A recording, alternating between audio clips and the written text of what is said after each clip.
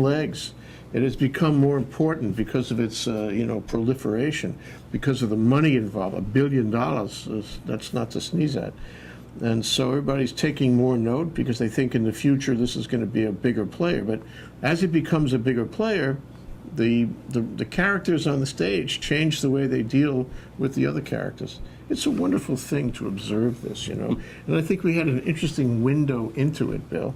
Who knew what they were going to say? Who knew what tensions would arise? Of course, we knew there were going to be some tensions because there's been a lot of tension with the utility.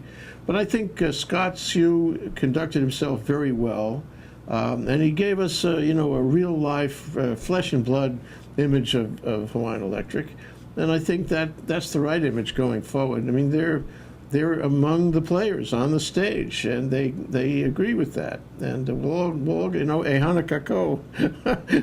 That's the thing about this program. Whatever you got on the tension side, you also got the notion that they were going to work together, that they all recognize where we are and where we need to go, and that it's going to take a collaborative effort. Well, I agree, Jay, but I also think that, to me, the most impressive thing about the panel and the discussion was that this is a very complex subject. It's not just putting a PV panel or a hot water solar panel on your roof. Mm-hmm.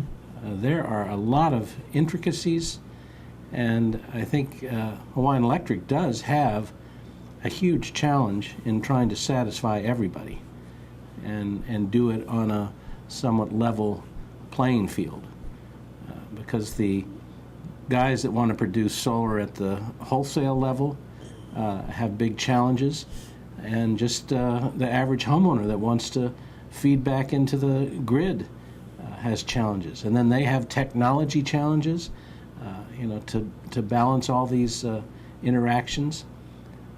And then you have an industry itself that's going through a lot of changes, as one of our other panelists pointed out, where the prices are going down, yes, but that means the margins are going down, and it's going to be harder to compete. It's really a matter of being determined to get there. We can't get distracted. We can't get caught up in small things. We have to keep on, going down the trail, focusing on where we're going. And I think programs like that do show you, give you a little more insight into where we're going, give everybody a little more insight into where we're going, and that there's a benefit of it in that regard. The other benefit I thought was really useful is to have Joe Saturnia and Island Pacific Energy bring their storage device to the program.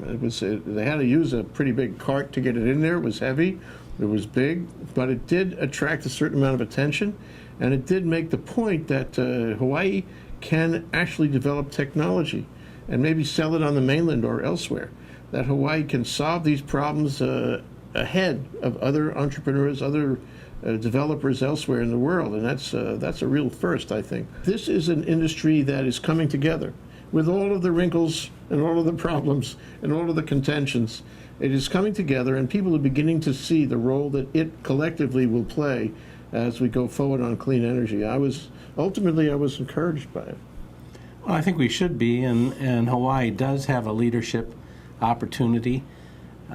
Renewables really are growing, and if you add hydroelectric power on the mainland, it's almost 15% of the total power required, and so and wind is actually huge on the mainland. It's a big chunk, and we have more wind power than actually many countries have electricity requirements in and of themselves.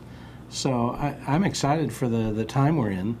I just hope that the regulatory process and the permitting and the challenges that are faced by Hawaiian Electric in balancing all the needs of everyone can get out of the way and allow this to move forward. Thank you, Bill.